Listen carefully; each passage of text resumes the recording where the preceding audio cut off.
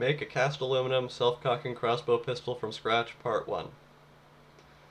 I had made a video a while ago of a self-cocking crossbow that was made mostly from PVC pipe, and I said if I was going to make an improved version 2 of that I would make a how-to video showing how to make it, so that's what this is going to be. I have another video of this crossbow. It's a demo video that you probably would want to watch before you watch this, just so you see what this tutorial is showing you how to make.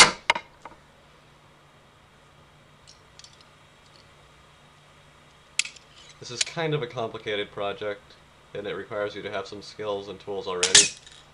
It's not exactly an introductory project, but the first step is to draw the outline of all the parts, the aluminum parts, onto some 1/2 inch thick foam, and then you cut out the foam parts.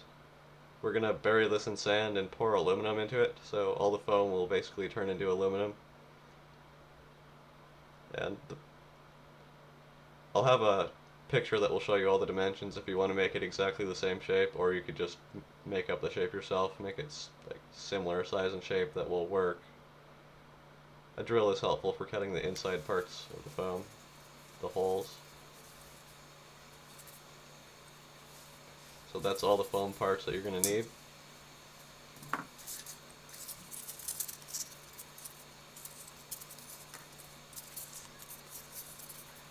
Take your time when you're cutting it out and do a good job if possible. You can see it's a little bit rough here, but that's fine, I guess.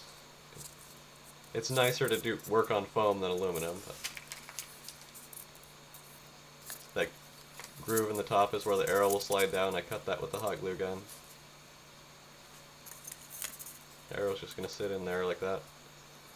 The thing on the top can have a little... It's meant to be the sight. You can look down it like that through that groove, but it'll also have a thing that comes down to hold the arrow in place. On mine, I broke it off after I cast it in aluminum. Accidentally. Like, it was bent and I was trying to straighten it. But I'll put it back on eventually. Maybe. These things at the bottom are going to hold the pivot for the stock / lever.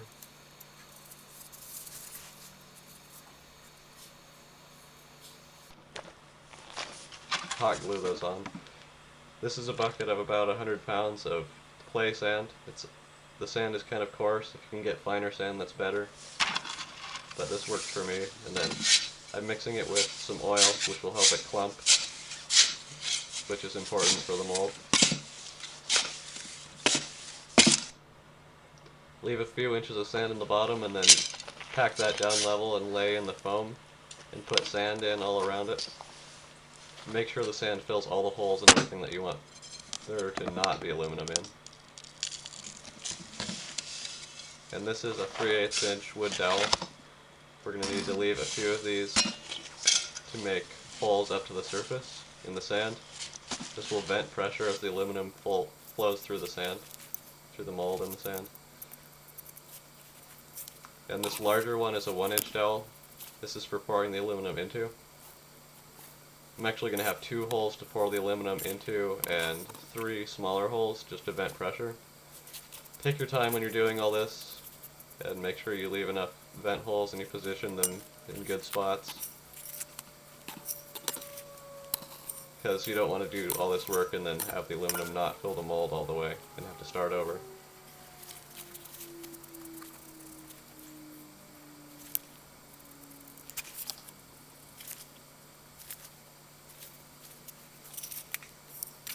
So fill this in pretty deep, because if you have taller tubes for the aluminum to flow down into the mold, that will build more pressure just from gravity to push the aluminum in to fill the entire mold. And once you've got all the sand filled in and packed tightly with your hands, try not to bend the foam that's in there as you're packing it, but also make the sand kind of pressed firm. Just pull these things out, just twist them back and forth, that loosens them, and then pull them straight out. Try not to knock any sand down in there. Some will fall down in there almost definitely, but try to minimize it. You can see down in there and see the foam. So I've got this stainless steel cup here. I got it from the thrift store. It's hard to find a good thing to use as the crucible. which is what that is, but I found that. Try to get something with thick walls, and ideally stainless steel or maybe a ceramic cup could work. Or even regular steel could work. And I've got it filled up with scrap aluminum. You can use aluminum cans or whatever aluminum you can get. Doesn't necessarily have to be any certain alloy or anything. And this is my waste oil burning furnace. I'll eventually show a video of how to make a big waste oil furnace bigger than this for melting steel. But this one is good for melting aluminum and probably some other metals. I mostly just do aluminum right now. Also zinc, I guess.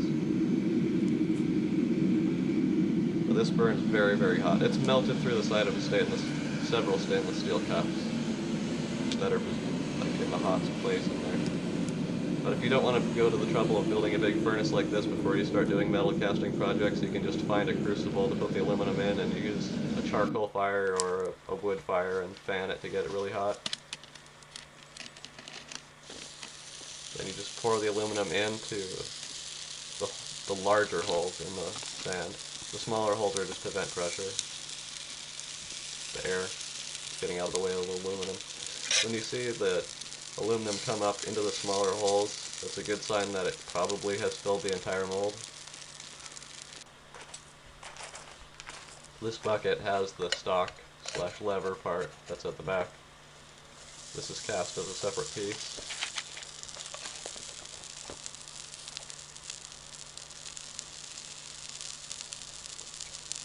After you pour in the aluminum, you're going to want to wait probably at least 20 minutes just to let it cool all the way. I mean, it's still going to be really hot when you pull it out, but you don't want it to be liquid because that'll ruin it if you dig it up when it's liquid.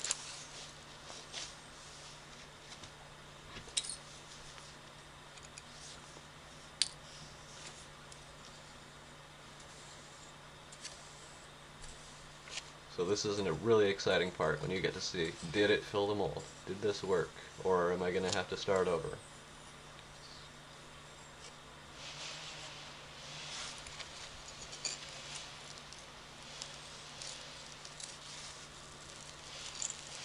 And this time it definitely worked good.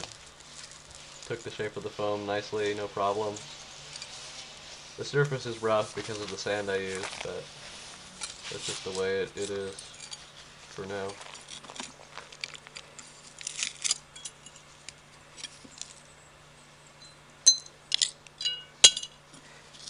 If you try to pull it up like that, you probably are going to decide that you need to loosen up the sand first,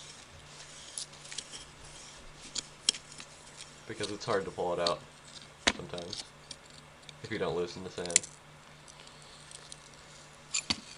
And this casting also works good. Some of the foam was bent inside of the sand, so I had to just tap it with a hammer and straighten out a little bit of it, but it was okay. Except that top thing that's just bent a lot, but I accidentally broke that off. So cut off the tubes that lead down, cut off these tubes that pour it in the aluminum, and then we're going to sand the entire surface just to smooth it out and get off all the sand that's stuck on there. Give it a nice finish. A belt sander is very helpful if you have a really rough surface. This is going to be the latch that holds the stock in the upright position. It's made of, I'm cutting it out of a piece of 1/8 inch thick mild steel scrap.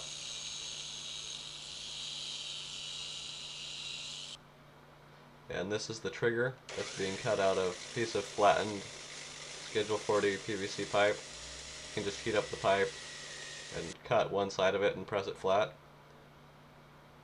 And I'll give dimensions for the trigger and for that latch on the same drawing as dimensions for the rest of it, for the aluminum parts. So this is what we're going to have. This is all the parts that we have at the end of part 1. You can see I have polished that up, scraped off all the rust, and cleaned the edges so they're smooth, and the back part is twisted so that it makes a nice thumb handle thing to press with your thumb. And that slot in the stock that it fits into, that was on the foam in the casting, but I had to clean it out with an angle grinder using a cutting wheel.